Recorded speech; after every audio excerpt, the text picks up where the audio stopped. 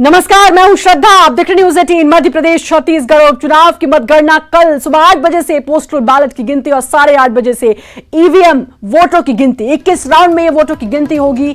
Corona संक्रमण के मद्देनजर खास तैयारी की गई है। तो मरवाही का दंगल और कल फैसले की घड़ी और फैसले की घड़ी के लिए अब इंतजार का कुछ ही समय बाकी रह गया है। कल 8 बजे से बैलेट पेपर की गिनती और उसके बाद आपको बता दें कि ईवीएम जो 21 राउंड में चलेगा उसकी गिनती और सुबह 8 बजे से पोस्टल बैलेट की गिनती शुरू हो जाएगी। 8:30 बजे से ईवीएम वोटों की गिनती कल शुरू होगी। मरवाही का उपचुनाव बीजेपी और कांग्रेस की साख दांव पर। डॉक्टर बनाम डॉक्टर इस बार मैदान में। जोगी कांग्रेस की साख भी दांव पर, क्योंकि जोगी कांग्रेस ने भाजपा को समर्थन दिया। जोगी कांग्रेस इस बार मैदान में नहीं है, लेकिन भाजपा को अपना समर्थन दिया है।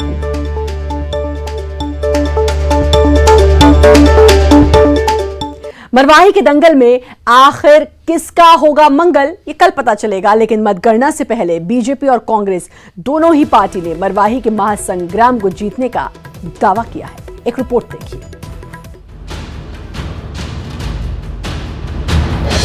मरवाही उपचुनाव की मतगणना कल। मरवाही में डॉक्टर बनाम डॉक्टर की लड़ाई। पहली बार बिना जोगी परिवार चुनाव। दांव पर कांग्रेस और बीजेपी की प्रतिष्ठा। मरवाही के दंगल में किसका मंगल। मरवाही विधानसभा उपचुनाव के लिए मंगलवार को मतगणना होनी है। पूर्व मुख्यमंत्री अजीत जोगी का गढ़ रहे मरवाही में जीत के लिए जनता का फैसला ईवीएम मशीनों में कैद है। पहली बार बिना जोगी परिवार के हुए इस उपचुनाव में इस सीट पर कांग्रेस और बीजेपी की प्रतिष्ठा दांव पर लगी है। मरवाही में डॉक्टर बनाम डॉक्टर की लड़ाई है, यानी डॉक्टर गंभीर सिंह बीजेपी की तरफ से और डॉक्टर के ध्रुव कांग्रेस की तरफ से अपनी किस्मत आजमा रहे हैं। 3 नवंबर को हुए मतदान में 77.89% वोटिंग हुई। जहां तक मरवाही की फतह करने का सवाल है, तो बीजेपी को 101% उम्मीद है कि वो ही अब मरवाही का रण जीत रही है, क्योंकि जोगी कांग्रेस के मिले समर्थन से मुकाबला काफी रोचक हो चुका है।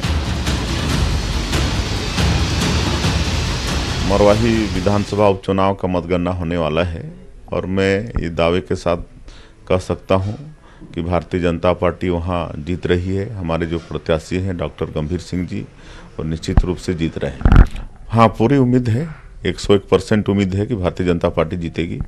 भले ही सरकार ने दुर्भावनावश मुझे चुनाव के मैदान से बाहर कर दिया छल करके, लेकिन कल जब परिणाम आएगा तो उनको पता चल जाएगा कि जोगी परिवार को मरवाही के लोगों के दिल से कभी बाहर नहीं किया जा सकता। वहीं दूसरी तरफ मरवाही की जीत को लेकर सत्ताधारी दल तो पूरी तरह से आश्वस्त नजर आ रही है, क्योंकि कांग्रेस का मानना है कि मरवाही कांग्रेस का गढ़ रहा है और भूपेश बघेल सरकार के विकास कार्यों पर जनता अपना भरोसा जरूर जताएगी। आज रात तक की खुशफहमी भारतीय जनता पार्टी पाल ले। मरवाही में कांग्रेस पार्टी का प्रत्याशी न सिर्फ जीत रहा है, बल्कि हम प्रचंड बहुमत से जीत रहे हैं। लेकिन मरवाही का असली इलाज कौन करेगा, इसका फैसला तो जनता ने तय कर दिया है। अब कल पता चलेगा कि मरवाही के महाराजा डॉक्टर गंभीर सिंह होंगे या डॉक्टर के ध्रुव का सितारा चमकेगा।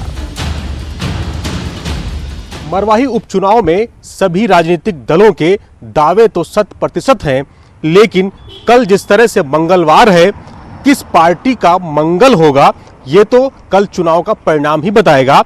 लेकिन उससे पहले दावे जरूर किए जा रहे हैं और 100% जीतने के दावे दोनों राजनीतिक पार्टियां कर रही हैं। कैमरा सुरेश पासी के साथ सुरेश, छत्तीसगढ़, रायपुर।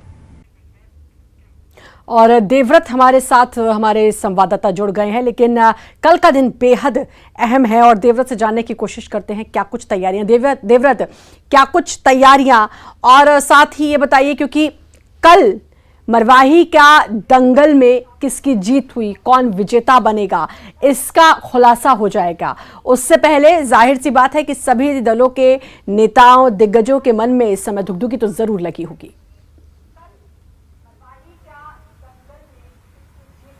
जी बिल्कुल, क्योंकि काउंटिंग का काउंटडाउन चल रहा है और ऐसे में निश्चित तौर पे सभी सियासी दलों की प्रतिष्ठा यहां पर दांव पर लगी है और इसलिए सभी सियासी दल के जो दिग्गज हैं उनकी भी अभी नींद हराम होगी। और जिस तरह से ये कहा जा रहा है कि इस बार का यहां पर का जो मुकाबला रहा है वो कड़ी टक्कर वाला मुकाबला रहा है। दोनों ही पार्टियों ने पूरी ताकत आजमाई है और रिजल्ट का दिन है और कल ये साफ हो जाएगा कि आखिर मरवाही का विजेता कौन होता है। लेकिन उससे पहले मैं आपको यहाँ की तस्वीरें दिखा दूं कि किस तरह से पूरी तैयारियां इधर की गई हैं। आपको बता दें कि ये जो कलेक्ट्रेट परिसर का एरिया है पूरा सूना एरिया आपको यहाँ पर नजर आएगा और वो इसलिए क्योंकि यहाँ पर किसी भी बाहरी व्यक्ति की एंट्री नहीं है। सीआरपीएफ के जवान, सीएफ के जवान जितने भी हैं यहाँ पर तैनात हैं और व्यवस्था यहाँ पर इसलिए चाक चौबंद की गई है कि किसी भी तरह की कोई गड़बड़ी न हो, इस आशंका की वजह से पूरी व्यवस्था यहाँ पर कर ली गई है। रही बात नतीजों की, सुबह 8 बजे से नतीजे यहाँ पर आने शुरू होंगे, मतगणना शुरू होगी। पहले डाक मतपत्रों की गिनती शुरू होगी जिसमें कि अलग से इसके लिए व्यवस्था की गई है और उसके बाद ईवीएम से वोटों की गिनती होगी कि ईवीएम में कितने वोट पड़े हैं। दूसरी बात यहाँ पर यह भी है कि 21 राउंड में यहाँ पर वोटों की गिनती होनी है और क्योंकि महिला मतदाता यहाँ पर सबसे ज्यादा रही है और इस बार जो वोटिंग का परसेंटेज रहा है वो भी काफी बेहतर रहा है। 77.89% मतदाताओं ने यहाँ वोटिंग किया है। तब आप अंदाजा लगा सकते हैं कि जनता यहाँ की काफी जागरूक रही है और क्योंकि चुनाव को लेकर के सियासत भी काफी हुई है, बयानबाजियां भी काफी हुई है और दिग्गजों का प्रचार भी जोर शोर से हुआ है। तो कुल मिला के भले ही छत्तीसगढ़ में केवल एक ही सीट पर चुनाव हो रहे हो, लेकिन उस जो सियासत है वो यहाँ पर चरम पर है और जिस तरह से सभी की साख का सवाल यहाँ पर बना हुआ है, लिहाजा सभी पार्टियों की नजर यहाँ पर है कि भाई एक सीट पर ये उपचुनाव है, इससे सत्ता को कोई फर्क नहीं पड़ने वाला। लेकिन ये चुनाव दरअसल प्रतिष्ठा का चुनाव है, ये उपचुनाव दरअसल साख का चुनाव है, इसीलिए इसका असर भी देखने को मिला। मुख्यमंत्री भूपेश बघेल 3 दिनों तक वहां उन्होंने दौरा किया मरवाही में। वहीं अगर हम पूर्व मुख्यमंत्री की बात करें यानी कि रमन सिंह की, वो भी वहां पर लगातार दौरे करते रहे और 2 दिन के दौरे पर थे। इससे पहले काफी सौगातें भी देखने को मिली, मरवाही को दी गई। तो कुल मिलाकर ये प्रतिष्ठा का उपचुनाव है।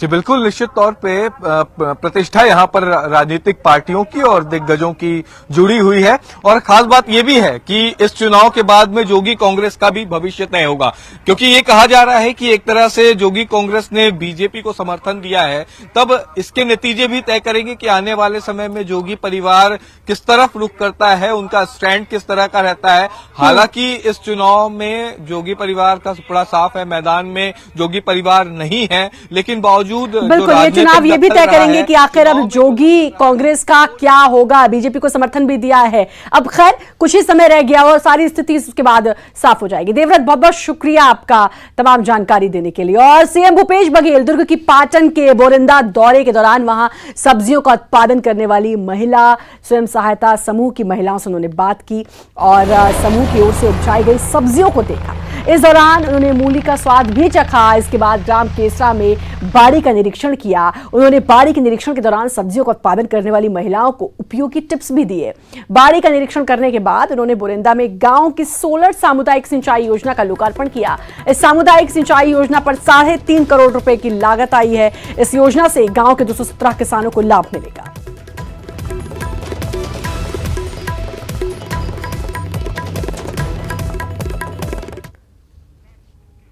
और दुर्ग जहां सीएम ने कार्यकर्ताओं को संबोधित किया, रानीतराई में आयोजित हुआ कार्यकर्ता सम्मेलन और कार्यकर्ताओं की समस्याएं सुनी सीएम ने। अधिकारियों को निर्देश भी दिए हैं, समस्याओं के जल्द निराकरण के निर्देश दिए। दुर्ग में सीएम ने कार्यकर्ताओं की समस्याएं सुनी, साथ ही रानीतराई में ये आयोजित हुआ था कार्यकर्ता सम्मेलन, जिसमें कार्यकर्ताओं की समस्याएं सुनी और अधिकारियों को निरीक्षण दिए हैं ताकि समस्याओं का जल्द निराकरण किया जा सके।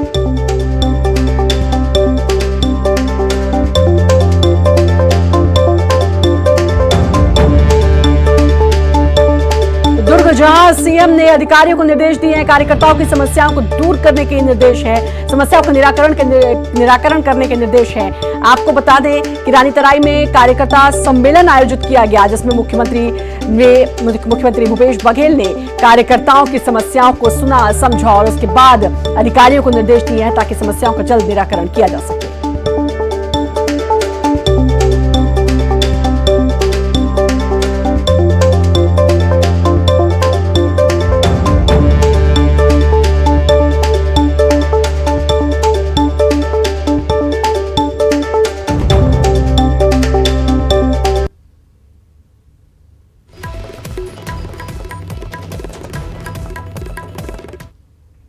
अब बड़ी खबर रायपुर से आपको बता दें, कर्मचारियों को लेकर यह बड़ी खबर है। कर्मचारियों के लिए रोस्टर नियम अब खत्म। अब सभी कर्मचारियों को और अधिकारियों को दफ्तर आना होगा। कोरोना संकट की वजह से कर्मचारियों की उपस्थिति भी 50% कर दी गई थी। 17 नवंबर से 100% यानी कि 100% कर्मचारियों की कार्यालय में उपस्थिति के निर्देश जारी कर दिए गए हैं। कोरोना संक्रमण की रोकथाम के लिए सोशल डिस्टेंसिंग समेत अन्य नियम जरूर जारी रहेंगे और सामान्य प्रशासन विभाग ने यह आदेश जारी किया है। सुरेंद्र हमारे साथ, हमारे संवाददाता जुड़ चुके हैं। सुरेंद्र, अब 100% आना होगा कर्मचारियों को, अधिकारियों को ऑफिस में उपस्थिति उनकी 100% होनी चाहिए, लेकिन इस सबके बीच सवाल यह भी कि क्या कोरोना संक्रमण खत्म हो गया? देखिए, आपको बता दूं कि कोरोना का संक्रमण खत्म नहीं हुआ है, जबकि राजधानी रायपुर में जो कोरोना का संक्रमण बढ़ रहा है और जो छत्तीसगढ़ की बात करें तो यहाँ पर जो कोरोना के चलते जो मरने वाले लोग हैं उनकी संख्या बढ़ी है।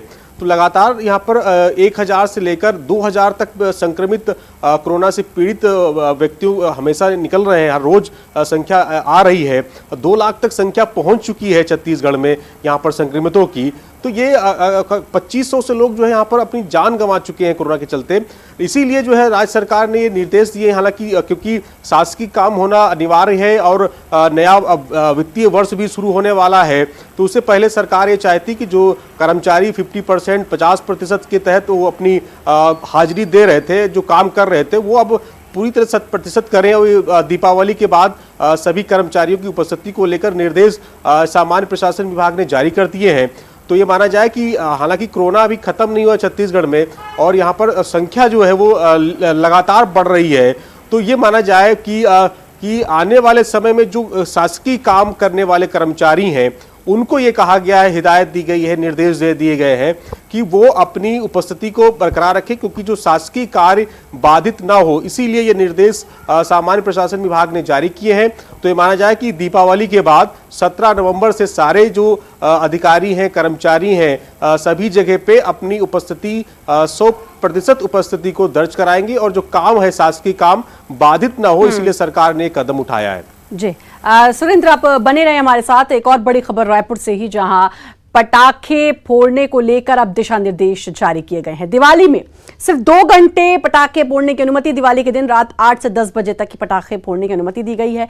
बढ़ते प्रदूषण को लेकर एनजीटी ने ये निर्देश दिए थे और छठ पूजा में सुबह 6 से 8 बजे तक, गुरु पर्व के दिन रात 8 बजे से 10 बजे तक, और क्रिसमस को और 11:55 से 12:30 तक। और मुख्य सचिव आरपी मंडल ने इस निर्देश को जारी किया है, यानी कि अब क्योंकि त्योहारों का सिलसिला अब शुरू हो गया है दिवाली से ही, और अब उसके बाद पटाखे फोड़ने की अनुमति तो दी है, लेकिन उसके साथ कुछ नियम भी हैं।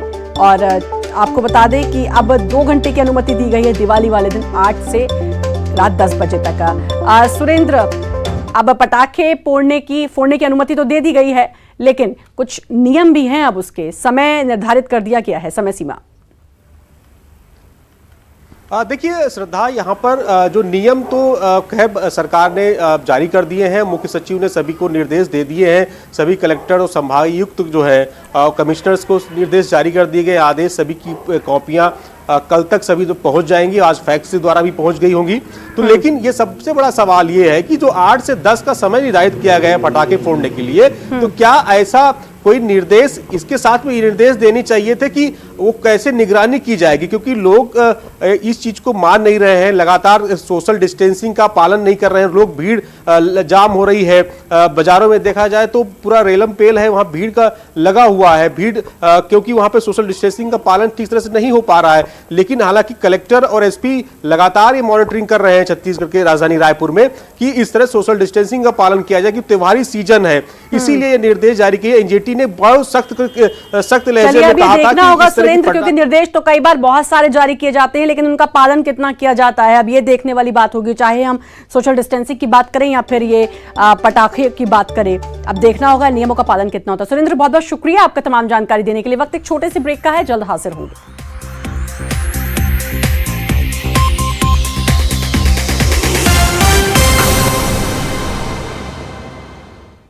ब्रेक के बाद एक बार फिर से आपका स्वागत है। और दुर्ग नगर निगम की बैठक में हंगामा हुआ है।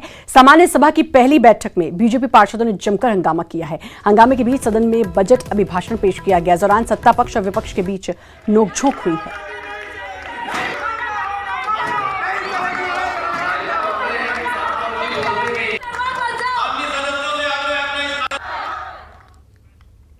और बड़ी खबर दंतेवाड़ा से 2 इनामी नक्सली गिरफ्तार, 3 लाख के 2 इनामी नक्सली गिरफ्तार। आलनार के जंगल से गिरफ्तारी हुई है। हत्या लूटपाट जैसे मामलों में पुलिस को थी तलाश। किरंदुल थाना क्षेत्र का ये पूरा मामला।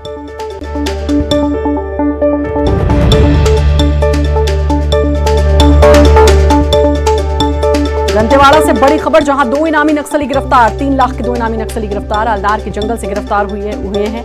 हत्या लूटपाट जैसे मामलों में पुलिस को उनकी तलाश थी। किरंदुल थाना क्षेत्र का पूरा मामला। और बड़ी खबर बीजापुर से, जहां महिला समेत 6 नक्सली गिरफ्तार। अलग अलग जगहों से नक्सली गिरफ्तार। आईडी लगाने के दौरान 3 नक्सली गिरफ्तार। एंटी नक्सल ऑपरेशन के दौरान पकड़े गए 3 नक्सलियों के पास से पाइप बम बरामद। बासागुड़ा और पामेड़ थाना क्षेत्र से गिरफ्तार।